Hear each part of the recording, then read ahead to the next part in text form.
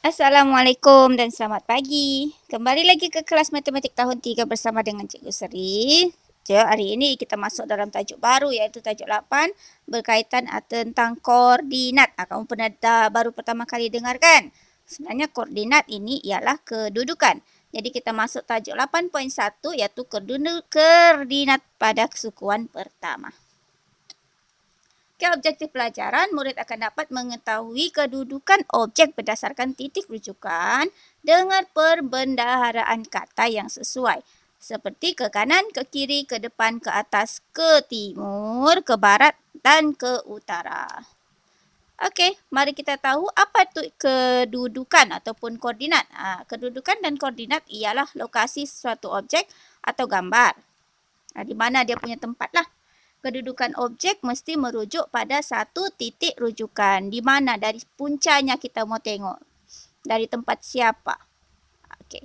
Jadi pertama kita kenal arah dulu. Jadi kalau kita mau kenal arah ni, kita akan menghadap ke depan. Okay? Di manakah? Kita akan tengok arah kanan. Di sebelah mana kita punya arah kanan dulu. Dan juga di depan kita. Di hadapan. Ke atas ataupun ke depan. Jadi ini sahaja untuk kita kenal arah lah. Dia akan gunakan dua arah ini, kanan dan ke depan ataupun ke atas. Manakala kalau dia gunakan arah mata angin pula. Okey, kamu boleh tengok di sini ya. Utara tu di depan sekali, timur di sebelah kanan, barat sebelah kiri kamu, selatan tu di bawah. Okey, jadi kita akan tengok arah.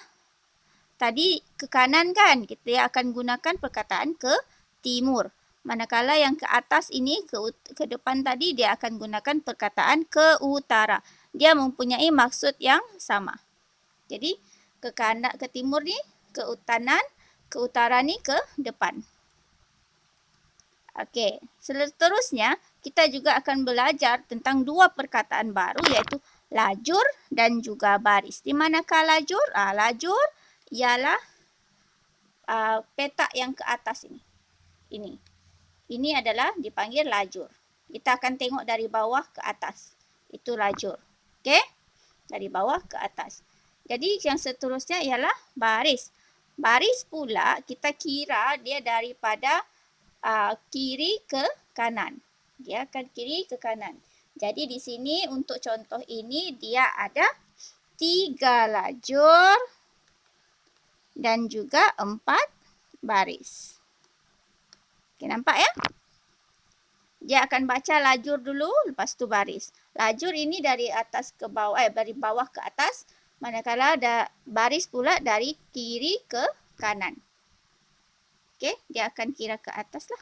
So, kita tengok seterusnya. Okey, contoh ya, kamu boleh merujuk buku teks kamu. Jadi di sini sudah ada ditunjukkan arah mata angin, utara, timur, barat, selatan. Dan titik rujukan untuk gambar ini ialah pondok. Pondok di sini kita akan rujukkan dia dari pondok. Okey, untuk yang pertama, kita cari di mana angah. Okey, di sini angah. Okey. Jadi daripada pondok, angah tu berapa ke kanan dan berapa ke depan. Okey, jadi kita tengok dia ke kanan 1, 2, 3. 3 ke kanan. Dan juga berapa ke kiri, berapa ke depan? 1 ke depan. Jadi, dan 1 petak ke depan. Dari pondok. Okey? Nampak ya? Di situ tengok jawapan dia. Okey, angah berada di 3 petak ke kanan dan 1 petak ke depan dari pondok. Nampak kan? Mari kita tengok contoh yang kedua. Contoh yang kedua pula, kita cari di mana alung. Okey, alung ada di atas sini. Jadi yang tadi kita gunakan kanan dan kiri, yang ini kita akan gunakan perkataan timur dan utara. Okey. Sama juga timur dan utara tu maksud dia. Jadi kita tengok alung tu berada di mana? Berapa ke timur? Kita kira berapa ke timur? 1, 2. Jadi 2 petak ke timur. Okey, jadi berapa ke utara? Maksud dia ke depan, ke depan. Jadi berapa petak ke utara? 1, 2, 3. Jadi 3 petak ke utara. Jadi tengok jawapan dia. Okey. Nampak kan? Along berada 2 petak ke timur dan 3 petak ke utara. Jadi kamu boleh faham sebenarnya perkataan timur dan kanan tu adalah sama. Cuma dia gunakan arah yang berlainan lah. Kalau utara, kawannya timur. Kalau kanan, kawannya ke depan ataupun ke atas. Jadi yang terakhir, kita cari acik dulu. Acik tu di mana? Yang ini kita gunakan perkataan untuk lajur dan juga baris. Okey? Jadi, tengok lajur dulu. Acik tu berada di lajur yang pertama. Lajur yang pertama. Okey, nampak? Lepas tu dia berada di baris yang keberapa? Baris yang 1, baris yang kedua. 1, 2. Jadi dia berada di lajur 1, nampak ya? 1 dan baris 2. Nampak yang kedua. Di sinilah acik. Situlah kedudukan acik. Okey, jadi acik pula berada di lajur 1 baris 2. Okey, nampak ya? Sekarang kita tengok di manakah Uda. Uda ada di sini. Okey, Uda ada di situ. Jadi kalau kita gunakan perkataan kiri, kanan dan depan, Uda ada berapa? Berapa ke kanan? 1, 2, 3, 4. 4 petak ke kanan. Lepas tu berapa petak ke depan? 1, 2. 2 petak ke depan. Jadi Uda berada 4 petak ke kanan dan 2 petak ke depan. Dari pondok. Ingat tak titik rujukan dia pondok. Kanan tu kamu boleh gunakan perkataan timur ataupun utara. Okay, sama juga jawapannya 4 petak ke timur, 2 petak ke utara. Kecuali dia gunakan lajur dan baris, dia ada ayat yang berbeza. Jadi Uda ada berada pada lajur 1, 2, 3, 4. Baris yang keberapa? Baris yang 1, 2. Baris yang kedua. Jadi lajur yang keempat, baris yang kedua. Okey? Cikgu harap kamu faham lah. Jadi kita tengok contoh. Di mana saya? Okey.